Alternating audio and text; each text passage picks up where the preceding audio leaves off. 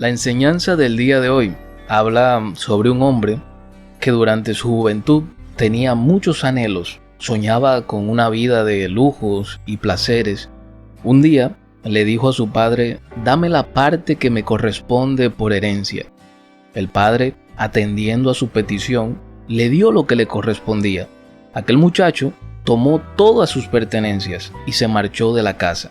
Se fue a la ciudad a vivir la gran vida, placeres, diversión, todo lo que él siempre quiso.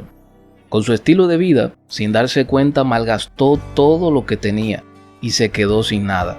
Llegó a tal punto de escasez que tuvo que vivir arrimado y comenzó a trabajar apacentando cerdos para poder sobrevivir.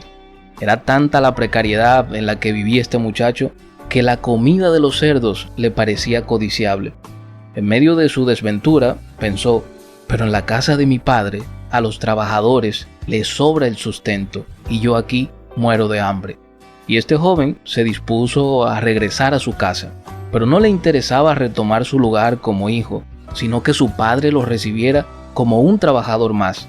Al presentarse ante su padre, este lo recibió con gran alegría, lo abrazó, lo besó, lo cubrió con sus mejores vestidos e hicieron un gran banquete para celebrar su regreso. En el Evangelio de Lucas, capítulo 15, versículo 7, Jesús nos dice que hay gran alegría en los cielos por un pecador que se arrepiente. Este muchacho partió muerto en sus delitos y pecados, en su desobediencia, con sus aires de grandeza y siguiendo los deseos de su corazón, hasta que en el proceso fue humillado y pudo entender lo que había perdido y su mal accionar.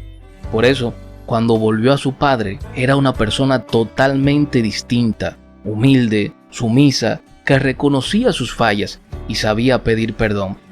Hoy en día, para muchos es normal vivir apartados del Padre, dándose la gran vida, tomando, fumando, fiestando, teniendo sexo por doquier, usando drogas, mintiendo y engañándose a sí mismos.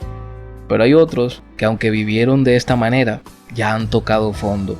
Para ellos es este mensaje, para recordarle que en la casa del Padre le esperan cada día con los brazos abiertos, deseosos por celebrar la gran fiesta de su regreso. No importa si en tu proceso lo perdiste todo: amigos, bienes, posición económica, salud y hasta la dignidad.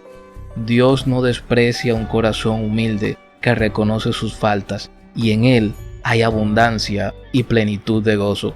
Que Dios te bendiga y que Dios te guarde.